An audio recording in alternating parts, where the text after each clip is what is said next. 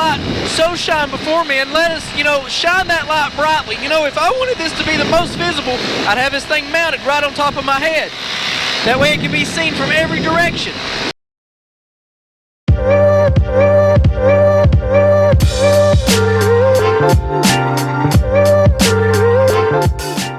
Good afternoon, everybody. I'm finally back up in the air, trying to get a video made. Beautiful day, especially considering for like the next week we're gonna have some crazy winds. Of course, when you're a paramotor pilot, it doesn't take much for it to be crazy wind, I guess.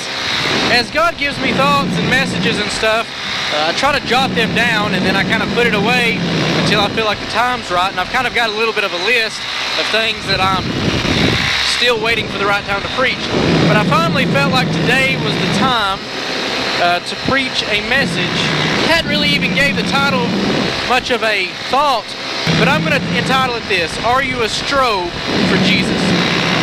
And that'll make hopefully a little bit more sense here in a few minutes if you're not a paramotor pilot. This afternoon I'd like to preach about this little bitty tool right here. This is what we call a strobe, and I've got two more that can go in the wingtips. Don't have them installed today. We'll go ahead and snap this guy on, that way he doesn't fall off. We'll come back to him in a second.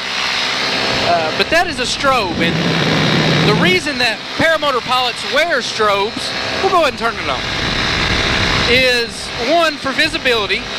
That way other air traffic and stuff can see us hopefully more easily, and this will grab their attention. And then two, it allows us to fly slightly before sunrise and slightly after sunset. 30 minutes to be exact. And so 30 minutes after today's sunset, I can still legally be in the air if I have a strobe going. Preferably I'll have it mounted somewhere that'll be more visible. And like I said, I've got two that go on the wingtips. How does this relate to us spiritually? And what I was thinking about is that, like I said, this is a strobe, this is a light. And that got me thinking about some Bible verses. Over in Matthew chapter number 5, verse number 14, we start reading. It says, "You are the light of the world, a city that is set on a hill cannot be hid." Matthew 5:16, "Let your light so shine before men that they may see your good works and glorify your Father which is in heaven." And I got to thinking about, as Christians, it needs to be a goal and it needs to be a mission that we're this little guy right here, that we are a strobe. Like I said, this device's purpose is to grab the attention and to be a light to others. As Christians, we need to be a light and an example to this dark world. We live in a dark world. There is things that we hear about every single day. Evil just seems to keep growing and growing, and just at an exponential rate. It seems like things are getting worse and worse. But even in these dark times, we need to be a strobe for Jesus. One, this thing gets the attention of other people. Our life as Christians should be the life that gets the attention of other people, that gets the attention of the lost. When we're going through trials, and I've preached about this before, but when we're going through trials, the lost and other people should be able to see us and see our life and see how we conduct ourselves, and it should grab their attention, because the way we react to those things should not be the way that the world reacts to those things. I'm not giving the world an excuse, and I'm not giving sinners an excuse, but people that don't have Jesus Christ in their life are not going to handle situations the same as a Christian should.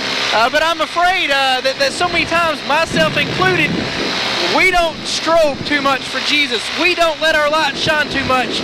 A lot of times we act just the same way that this world does. I'm sad to say, but even a lot of times we act even worse. Sometimes we're guilty of going into church with just a chip on our shoulder and a frown on our face. If a sinner was to see that, why would they want a part of that?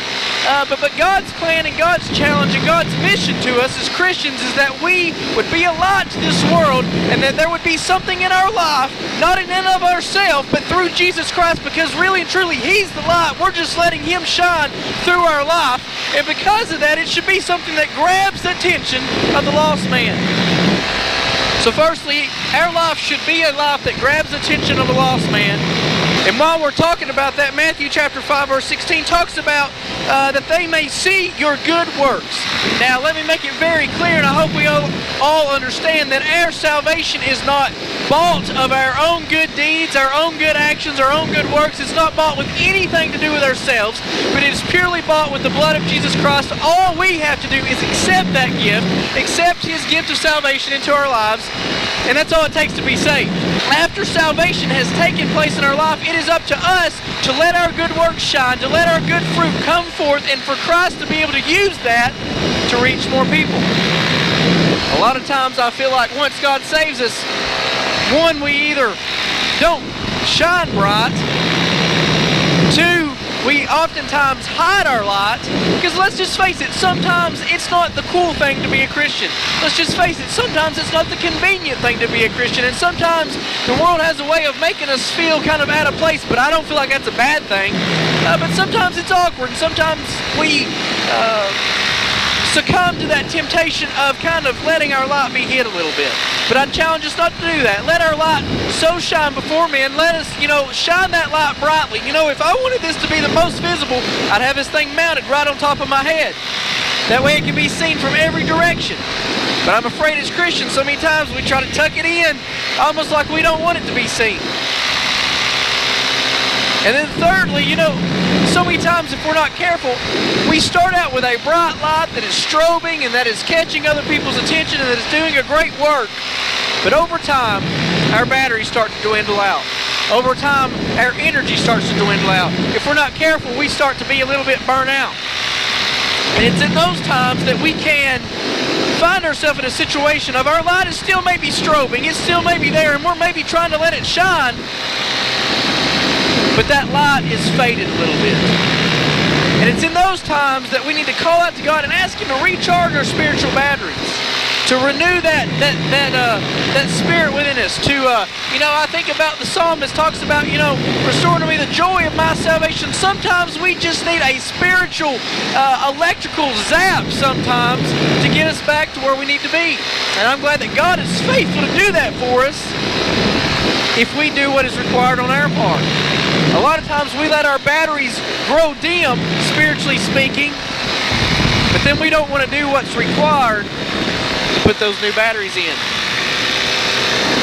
Being a Christian is not always convenient, it's not always the easy thing to do, it's not always necessarily the fun thing to do.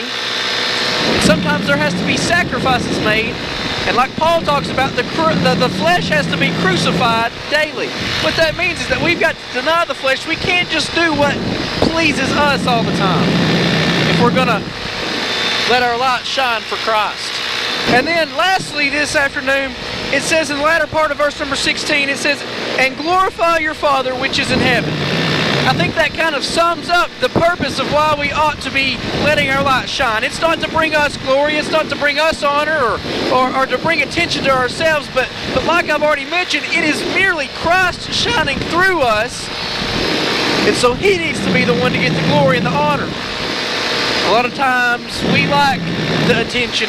Something that I feel like preachers especially are vulnerable to is, as preachers, we get used to being, I guess, in the spotlight, and we get used to, being the one that people are paying attention to, and we're, kind of the one that people are looking to, and there's some rewards in that, and I don't believe that all that is bad, but if we're not careful, especially preachers, I believe that we're very vulnerable to be lifted up into pride and to succumb and to fall into that temptation of thinking that it's us and trying to bring glory and honor to ourselves, even if we don't realize that's what we're doing.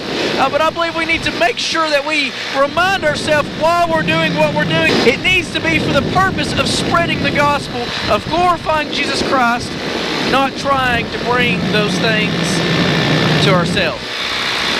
So, quick little message there. I hope you've enjoyed it. I hope it's an encouragement to you. If you're saved this afternoon, just use that as a little challenge. Let your light shine. Let your strobe shine. Try to look this week, or this coming week, I try to upload on Fridays, but try to use this upcoming week and just try at least once to let your light shine in a way that you normally maybe wouldn't. Hope you take that challenge. Hope it's an encouragement to you. Until next time, may God bless you. Paramotor Preacher out.